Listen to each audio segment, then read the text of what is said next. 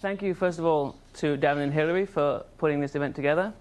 I'm excited to tell you a little bit about some of the work I've been doing recently, and today I'm going to present a chapter from my dissertation called Workplace Happiness and Job Search Behavior. And this really fits into a broader research agenda of mine that focuses on the lived experience of workers, and that includes people's subjective well-being, things like their feelings of happiness at work and their job satisfaction, but also other aspects of subjective aspects of organizational life, things like people's feelings of belonging and inclusion, purpose, trust, fairness, perceptions, and so on. But in the dissertation itself, I really focus on one particular aspect of the subjective work experience, and that is how happy people feel at work. And part of my research is trying to understand the reasons that lie behind variation in employee happiness across individuals and across organizations. But another part is really trying to understand the downstream consequences for firms and impacts on organizational outcomes. And that's really what I'm going to be focusing on today and what this paper is about. So just as a little bit of background, the past few years have seen a resurgence of interest in the topic of employee well-being, both by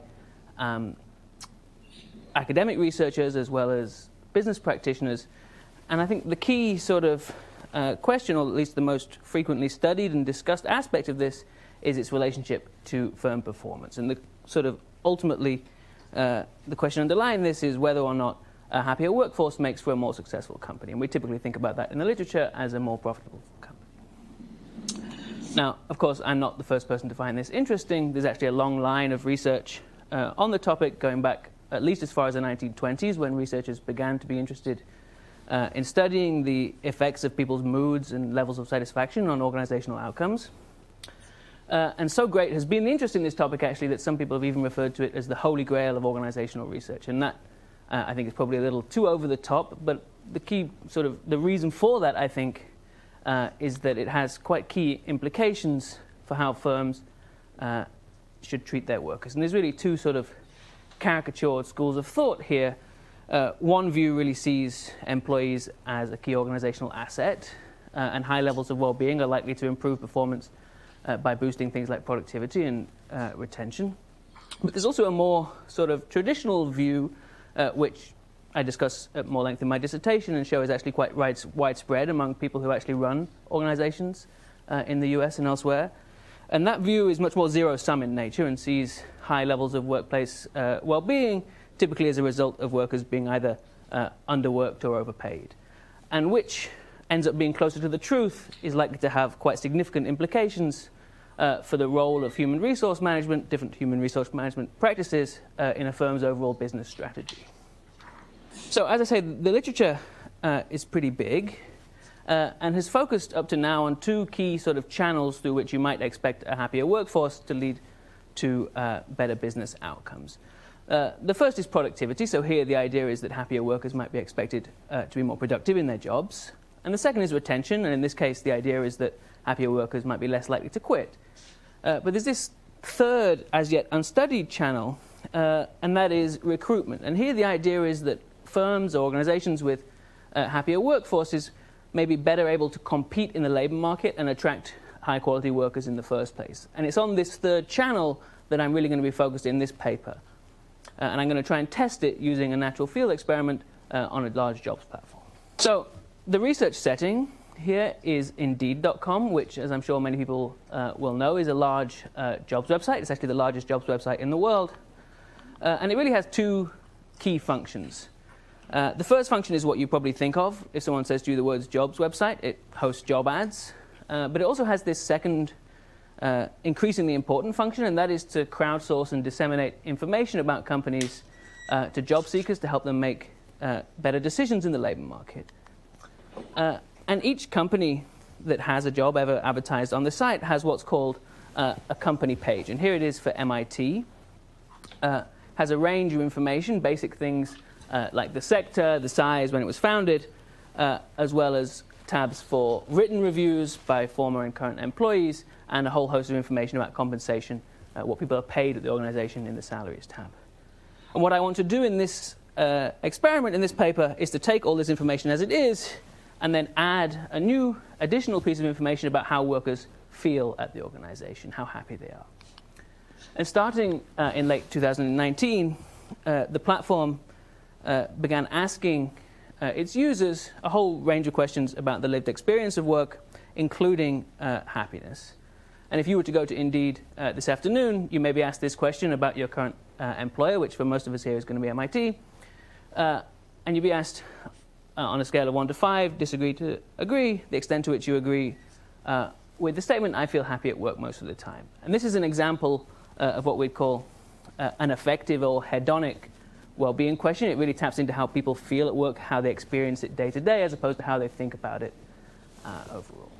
And I'm going to use this data. Since 2019, in the period I studied, there's been about 6 million individual level responses from workers in the US, and I'm going to use that data at the company level. So I'm going to use what are called company level happiness scores. And in order for a company to be eligible to have a happiness score, it has to have 20 individual level responses to this happiness question, such that the score is meaningful. And in the period I studied, that means I have about 28,000 firms in the US that have a happiness score. And this is what it looks like across those 28,000 companies. And as I sort of show in more detail in the paper, there's actually quite a lot of variation in these scores across companies, even within very tightly defined industries and locations. And a lot of my work is really trying to understand why it is that companies that look, observationally very similar companies that look the same and are facing the same business environment really have very different levels of happiness. But in this paper, what I'm interested in is the sort of question of so what? What are the effects of that? Does it matter? And what I do is run the following experiment. So job seekers on the site are randomized to be either in the control or the treatment condition. Control job seekers, a control job seeker who is interested in MIT, will go to the MIT page and will see this information as usual, as we saw before. But a treated job seeker is going to go to the same page on the same day, interested in MIT, and is going to be shown this additional piece of information in what I'm calling a work happiness widget, which is shown prominently on the landing page for MIT. And in the case of MIT, what's happening here in the experiment is I'm revealing to the job seeker a positive piece of information about MIT. In the case here, there's a relatively high happiness score of 78, and it's also shown here that says above average next to it. But you might imagine, I'm not going to pick out companies, but you might imagine among the 28,000 companies in the experiment, there's going to be some low score ones, say with 40 or 45, whatever it might be. And in that case, the experiment is revealing a negative piece of information to the job seeker. And what I'm interested in ultimately is whether or not treatment and control job seekers are more or less likely to apply to that company. So that's the sort of the main behavioral outcome. Of course, you can look at all sorts of things, but the main behavioral outcome I'm interested in is going to be applications. So this is a fully scaled natural field experiment, so people are acting in a market as they would normally without knowing they're in an experiment, and it involved about 24.5 million job seekers in the US over a 10-month period, looking at about 28,000 companies on the site. So what happened? Well, showing negative information about companies, so when I show to some job seekers but not others that a company has a happiness score below 60, that reduces applications by about 3%.